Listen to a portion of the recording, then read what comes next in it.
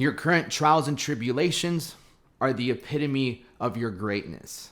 My name is Alex Duenas. I've been coaching people for 11 years, been working out for 18 years without ever stopping. Why?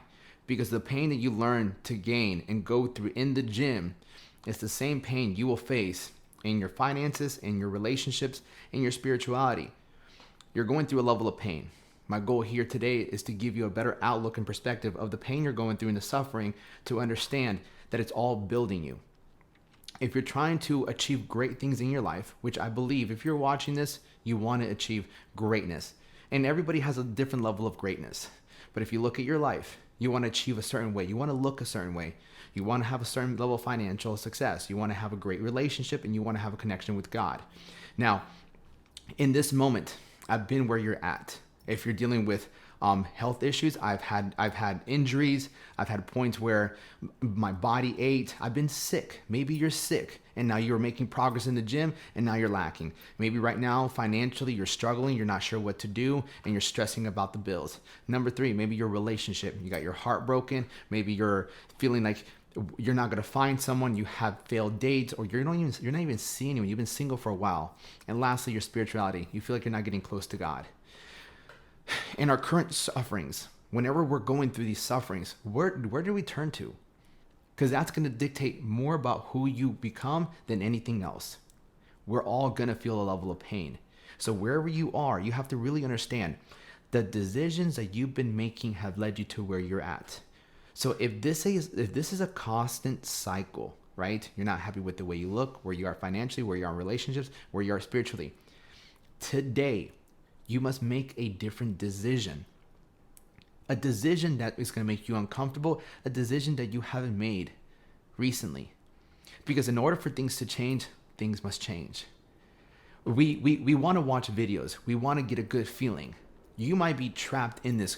Watch something, feel good, and then get excited about something and you still don't do anything. The only thing that will change your life is taking massive actions towards something you've never taken before. And it's going to feel uncomfortable. Is there an easier way to go about it?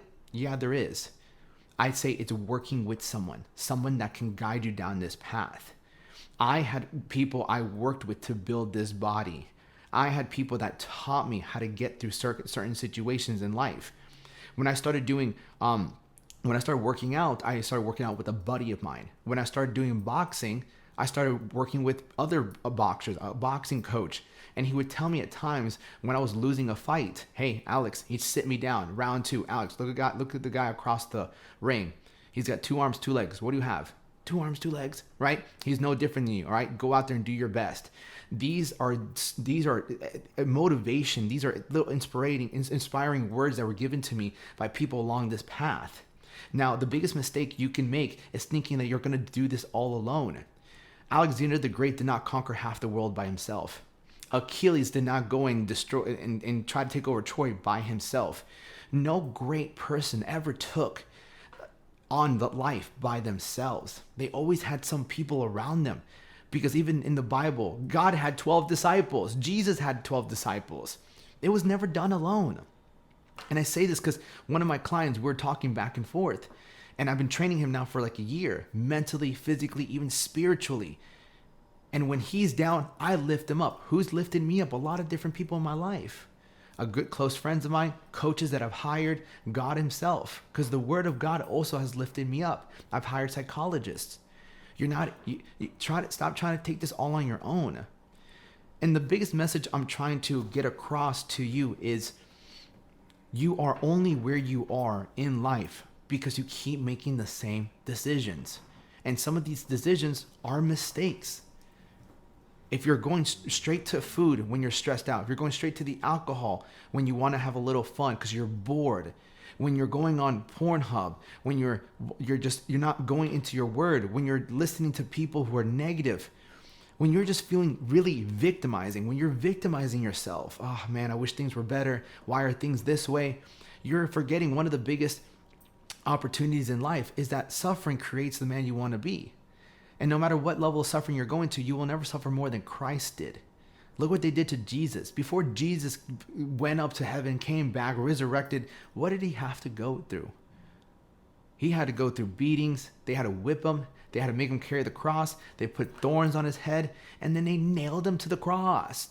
Could you imagine getting your palms nailed to a cross? Your feet nailed? Just take that for a second. Imagine a nail going through your fucking feet. How painful would that be? And then hanging. That's pretty fucking brutal, right? So it's brutal. And what are the words telling yourself? I was just speaking to some guy the other day. He was like, man, it's just hard to do this. Man, I get tired from work and it's just hard. You know, I'm trying to eat better, but it's just hard. I'm like, what the fuck why do you tell yourself that? It's supposed to be hard. There is pride taken when doing difficult things. Look at Jesus right there, hanging on the cross. There's pride in difficult things. Now, in the moment when you're going through it, it doesn't feel that well.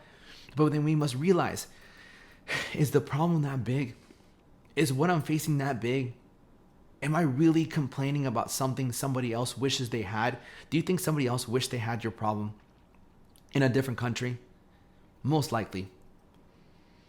Look, I'm not saying it's going to be easy. I'm not saying your pain is not valid. Your pain is valid. But the world doesn't give a fuck. It doesn't give a shit how much pain you go through. What the world does care is, what are you going to do during these tough moments? What are you going to do during times of suffering? Are you going to go towards what breaks you or what builds you? And fitness will solve 99% of your problems, because it doesn't take away the problem, but it gives you a different perspective of the problem.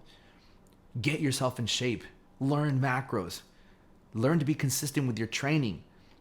Because you're building and you're building and you're building, you're building yourself.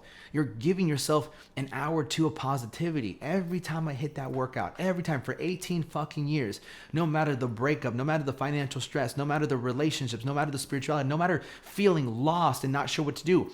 When I went towards fitness and I learned more about macros, I learned more about training, I went and did the workout when I didn't want to work out, I always came back on top. I always felt stronger about myself, because when you're in there and you're lifting or you're doing these push-ups, you're pushing the ground away. You get down, you start doing push-ups, you're pushing the ground away, and you get back up. Good. You get down, and you get back up. You get down, get back up. Same thing with the squat. When you're squatting, down and back up, down and back up. It's a metaphor for life. You get down, the weight pushes you down, and you get back up. The weight pushes you down, you get back up. Now the weight is getting heavier. Your legs are fucking screaming. You have all this lactic acid. You squat down, you push. Oh, you break through that. You rack the weight. You're breathing, you're sweating, your legs are on fire. But you did it. You did it. You pushed through that. You pushed that. And what happens afterwards? You get to rest. You get to rest. After those push-ups, your chest is on fire. Your chest is on fire. Or you're doing a bicep work. Your biceps are screaming. Your triceps are screaming. Oh, my arms have a pump. You get this euphoria. You get this euphoria because nothing in those 30 minutes, 25 minutes, even 15 minutes, for those 15, 25, 30 minutes, 60 minutes, nothing else matters in life but the present moment. If you're stressing, it's because you left the present moment. You're focusing, you're bringing your mind to things that aren't even here. You're focusing on things that are not in the present. They're in the past or in the future. And you're paying a price. You're being punished for leaving the most precious time that we have, which is now. There's massive amounts of punishment for worrying about the future, for regretting your past, for thinking about your past. There's a massive punishment because God never intended us to live nowhere near the future or the past. The past has taught us a lesson. Man, I should have done that. I could have done that. Right? I would have done that. Shoulda, coulda, woulda. It doesn't fucking matter what happened in the past. What are you going to do now? And the future, I always like to say that if you take care of today, the future will take care of itself. Because the future never comes. It's only today, today, today. Tomorrow's not, it doesn't exist. Because once we get to tomorrow, it's today. Look at the opportunities in front of you as your growing path, as your gift from God. Hey, I want to make you better. I want you to be better. And I know you want to be better too. We all want to strive to be better.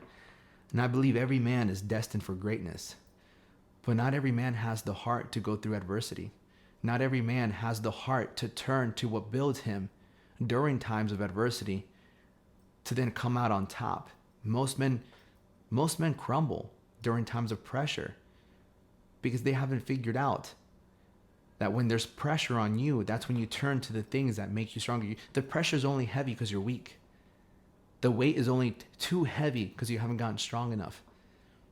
If you're trying to squat 225, but you haven't been squatting, it's not that's too heavy for you. You're just not strong enough. So whatever's in your way right now, it's telling you need to keep training. You need to keep working. And the minute you look at work as the gift that we're given in life, you will start to go towards the work. The work is not punishment. It's not. Maybe you've been taught by the people around you, your parents, your friends, I gotta go to work. Oh, I hate work. I don't want to work. Bro, you're being brainwashed because the work is the gift. It's what we're here to do. You were never here to just exist. You were here to prosper. You were here to become more. You were here to build yourself up, to lead others from their lowest point to their highest point. So use this low point as an opportunity to seek help, to seek betterment, and to strengthen your faith, to strengthen your mind, to strengthen your body. In times of stress and pressure, don't turn to what makes you weak. Turn to what builds you, grows you, betters you. And before you know it, you're going to come out on top, and you're going to be proud of who you become because of what you decided to do. And those around you, the best part is that those around you will give you a level of respect and validation that we all seek as human beings. Much love.